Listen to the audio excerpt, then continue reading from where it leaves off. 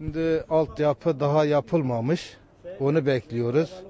Burası artık kaldırmıyor, yani şehir kaldırmıyor artık, alım satımları buranın sıkışıklığını kaldırmıyor.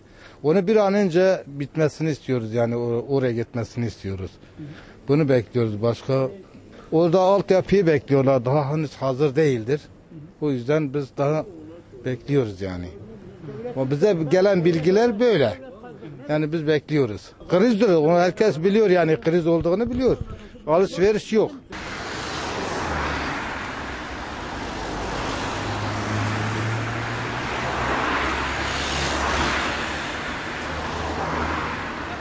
Tabii ki. Ben aşağı yukarı 12 senedir burada galericilikle uğraşıyorum. 12 seneden beri sürekli burası kalkacak diyorlar. Ama Allah dernek başkanımızdan, valimizden, belediye başkanımızdan razı olsun. Bu sene iyi bir çalışma yaptılar. Hatta bu çalışmaların sonucunda da yerimizi aldılar. Şu anda altyapısı için çalışma yapıyorlar. Bu çalışma için de bizden belirli bir para istiyorlar. Bu şekilde devam ediyor. İnşallah en kısa zamanda buradan kalkacağız. Burada gerçekten çok sıkıntı çekiyoruz. Burası şehrin göbeğidir biliyorsunuz. Urfa'nın en işlek yerlerinden bir tanesi. Şu anda yer sıkıntımız çok. İş yerlerimiz çok ufak. Arabalarımız hep dışarıda bekliyor. Sağa sola bırakıyoruz. Yer sorunu çok.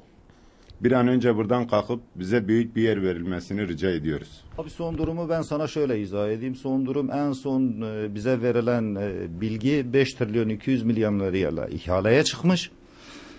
Her bir esnaftan alınacak para şu anda 18 milyar.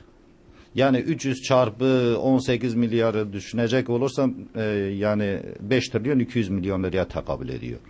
Şu anda en son verilen ihale 5 trilyon 200 milyon lira. 6 ay içerisinde belli olan firma 6. ayda bunu sadece yer düzenlemesi için bize teslim edecek. Şu anda bizim vereceğimiz taksit 5'er milyar. 6. ayda bitecek. 6. aydan sonra tekrar bir ihaleye girecek. İhalede artık inşaata devam edilecek. O da 6 ay düşünecek olursan yani yaklaşık 1 yıl sonra bitecek. Peki yani buradan kalkma durumunuz ile ilgili neler yaşadınız? Yani mesela yetkililer sizi burada kaldırmak için neler yaptılar? Ya yetkililer bizi 2 yıldır sıkıştırıyor. En son zaten bizim şu anda vakfa verdiğimiz kira bedelini en son taksit 100'er milyon. Yani bunu da yüzdelik hesabına çarpacak olursan %40 artış gösteriyor. Yani bizi bir an önce çıkarmak istiyorlar. Ama daha önce biz belediyeye dedik ki bize verilen arsanın çevre düzenlemesini en azından siz yapın. Biz de inşaatı yapalım. Belediye buna yanaşmadı. Özel mülkiyet olduğu için biz yapamayız dediler. Biz arsayı gittik paramızla aldık devletten. Şu anda da ihaleye verdik. 5 trilyon 200 milyon. Onlar devamlı bizi sıkıştırıyor. Çıkın ama biz yerimizi yapmadan çıkamayız ki. Ortam şu şekil. Ortam daha önce arsa piyasada yoktu.